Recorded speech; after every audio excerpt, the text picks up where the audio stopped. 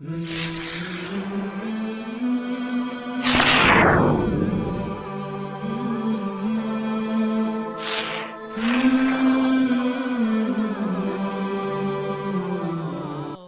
আলাইকুম ওয়া রাহমাতুল্লাহি ওয়া বারাকাতুহু। নাজিরিন, আশা করি আলহামদুলিল্লাহ আপনারা সবাই ভালো আছেন।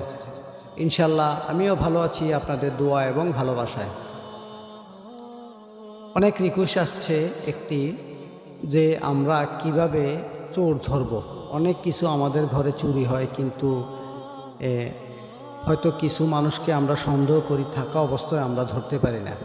তাই আপনাদের জন্য আমি খুব চমৎকার একটি পরীক্ষিত পুরাতন একটি আমল নিয়ে আসছি। এটি হচ্ছে জিন্নাত দিয়ে আপনি কিভাবে চোর ধরবেন।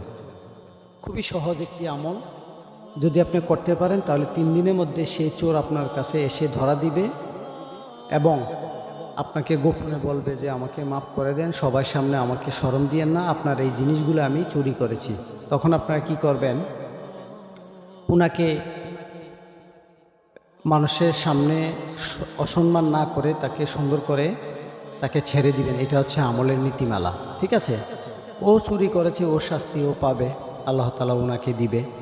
এখন আপনার কাজ হচ্ছে, উনি যদি এসে আপনাকে ধন মাল যদি আপনাকে দিয়ে দেয়, তাহলে ওনাকে গোপনে ছেড়ে দিবেন। তাহলে একটা কথা না বলে নয়, যারা আমার চ্যানেলে নতুন অবশ্যই চ্যানেলটি সাবস্ক্রাইব করবেন, সাথে থাকা বেল আইকনটি অন করে দিবেন, যাতে নতুন কোনো ভিডিও আপলোড করার সাথে সাথে নোটিফিকেশন পৌঁছে যায় আপনাদের কাছে। যারা আগে থেকে চ্যানেলটা সাবস্ক্রাইব করে রেখেছেন, আপনাদেরকে অসংখ্য অসংখ্য ধন্যবাদ এবং শুভেচ্ছা। আমি সরাসরি চলে যাচ্ছি আমলের দিকে। এই আমলটি কিভাবে করবেন। আমলটি করা খুবই সহজ। এই আমল করার জন্য আপনার কোনো দিন তারিখ সময় কোনো কিছু লাগবে না, শুধু একটি নকশার প্রয়োজন। এটা দিয়ে আপনি সমস্ত যারা চুরি মাল ফেরত আনতে পারবেন, কিন্তু আপনি যে চুরি করেছে তাকে সন্দেহমূলকভাবে তার নামটা লিখতে হবে। এটা একটু কষ্টকর, কারণ আপনি 10 জনকেও যদি সন্দেহ করেন তাহলে 10 জনের নামে আপনি লিখবেন, সমস্যা নাই। আমার স্ক্রিনে দেখেন, আপনি ছোট্ট একটি আপনাদেরকে নকশা দিয়ে দিয়েছি বা কোরআনে কিছু আয়াত দিয়েছি। ঠিক যেভাবে আছে ঠিক সেভাবে আপনারা একটা সাদা কাগজে লাল কলমের কালি দিয়ে অঙ্কন করবেন। আঁকার পরে আপনি যাকে সন্দেহ হয়, এই নকশার মধ্যে বিভিন্ন জায়গাতে যেখানে ফাঁক আছে ওই জায়গাতে তার নামগুলো উল্লেখ করবেন। মনে মনে চিন্তা করবেন আর নামগুলো উল্লেখ করবেন। তখন নামগুলো উল্লেখ করার পরে সুন্দর করে কাগজটা মোড়াবেন। মোড়ানোর পর আপনারা কবরস্থানে একটা পুরুষ মানুষকে পাঠাবেন। কবরস্থানে পুরাতন কবরের মাঝখানে আপনি এটা গেড়ে দিয়ে আসবেন। যখন আপনি এটা পুরান কবরে দিয়ে দিবেন, তখন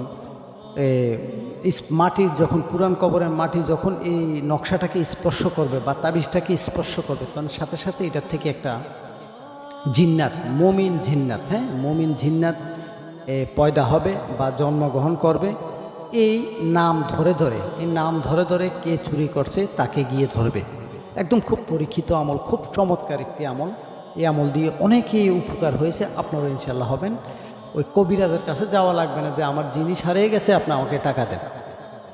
আপনারা এইভাবে 3 দিন 4 দিন অপেক্ষা করবেন, ইনশাল্লাহ এই জিন্নাত ও ঘুমের মধ্যে যারা চুরি করবে তাদেরকে ঘুমের মধ্যে গিয়ে চাপা দিয়ে ধরবে এবং অনেক তাকে একটু ক্ষতি করবে, মায়ের ধুলো করতে পারে। তারপর ওই জিনিস আপনাকে সে 3 দিনের মধ্যে ফিরিয়ে আসবে। এটার নকশার অ্যাকশন শুরু হবে 3 দিনের মধ্যে। 3 দিনে শুরু হয়ে 5-6 দিনের মধ্যে আপনার মাল জিনিসপত্র ফিরে পাবেন ইনশাল্লাহ। একই বিশ্বাসের সাথে আমলটা করবেন। খুবই কোরআনী একটি আমল, এখানে কোনো নাজায়েজ কোনো কিছু নেই। এটা হচ্ছে সম্পূর্ণ কোরআনের একটি আয়াত দিয়ে একটি নকশা। পুরাতন কবরে আপনি দেওয়ার পর চলে আসবেন ইনশাল্লাহ। 3 দিন পর আপনার যাই কিছু আপনি হারিয়েছেন এই জিনিসগুলো আপনারা ফেরত পাবেন। একবার হলো আপনারা যার যে জিনিস হারিয়েছে আপনারা ট্রাই করেন, ইনশাল্লাহ আশা করি ফেরত পাবেন। আল্লাহর উপরে ভরসা রাখবেন ইনশাল্লাহ। এটার জন্য কোনো অনুমতির প্রয়োজন নাই, শুধু ভালো একটি কমেন্ট লিখে গেলে চলবে। আর ভিডিওতে অবশ্যই একটা লাইক দিবেন, আর যদি পারেন শেয়ার করবেন, সেটা আপনাদের ব্যক্তিগত ব্যাপার। তাৎক্ষণিক আপনারা ভালো থাকুন, সুস্থ থাকুন। ইনশাল্লাহ আগামীতে আপনাদের জন্য আরও অনেক ভালো ভালো ভিডিও আমি নিয়ে আসব। তাৎক্ষণিক আপনারা ভালো থাকুন। আসসালামু আলাইকুম ওয়া রাহমাতুল্লাহি ওয়া বারাকাতুহু।